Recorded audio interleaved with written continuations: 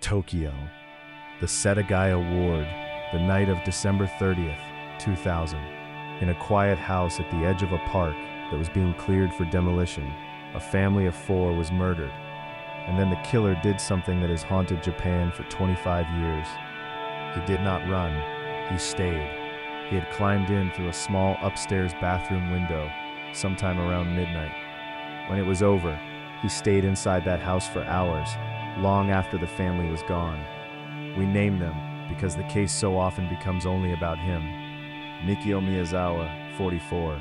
His wife, Yasuko, 41. Their daughter, Niina, 8 years old. And their son, Ray, 6.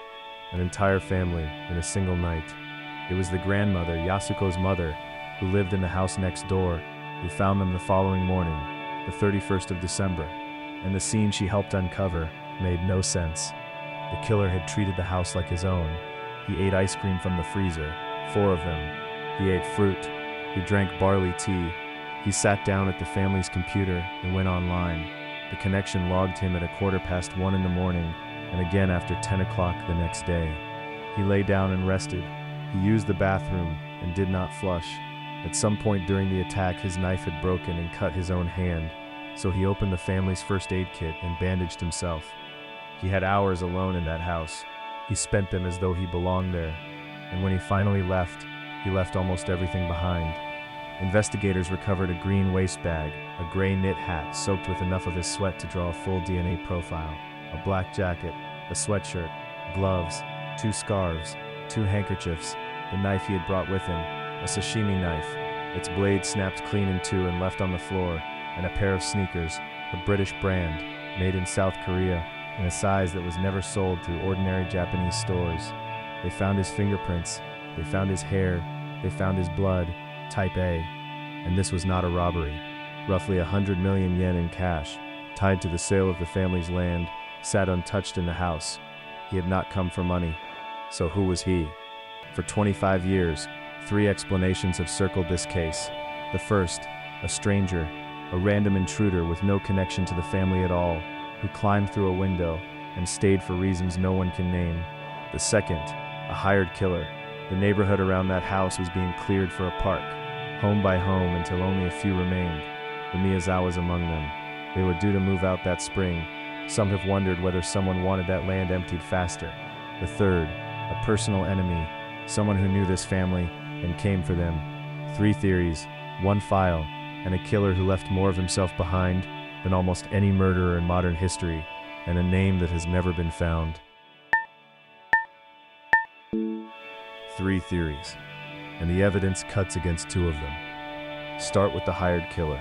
The land around that house really was being cleared. The family really was due to leave that spring. But a contract killer does not climb through a bathroom window, murder a family, and then stay for hours, eating ice cream, resting, sitting at the computer. That is not a professional finishing a job. The land dispute is real. The hitman is a theory in a book and little more. Set it aside. The personal enemy fares little better. In the days before, there had been a small dispute with skateboarders at the nearby park. The police looked at them closely and cleared them. A personal enemy is usually someone local, someone close. But almost nothing about this killer fits a man with a grudge against this one family. It does not hold. Which leaves the stranger, the hours he stayed, the bag he brought, the absence of any clear motive. All of it fits an intruder, more than anyone the family knew. But fits is not proven. No one was ever named. No one was ever charged.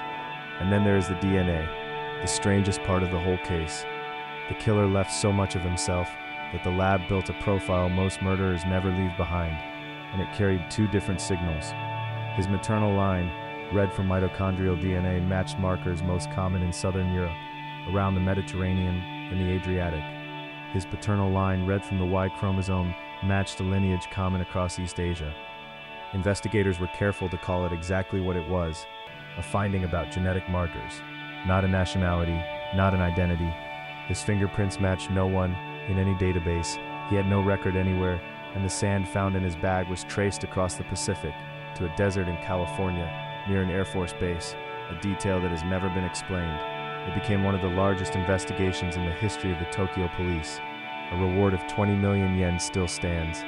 In 2010, Japan abolished the statute of limitations for murder, so this case can never close on its own. It will stay open forever if it must. And here's the inversion at the very heart of it. They have his blood type, his DNA, his fingerprints, his hair, his shoe size, the hat he wore. They have nearly everything a person can leave behind.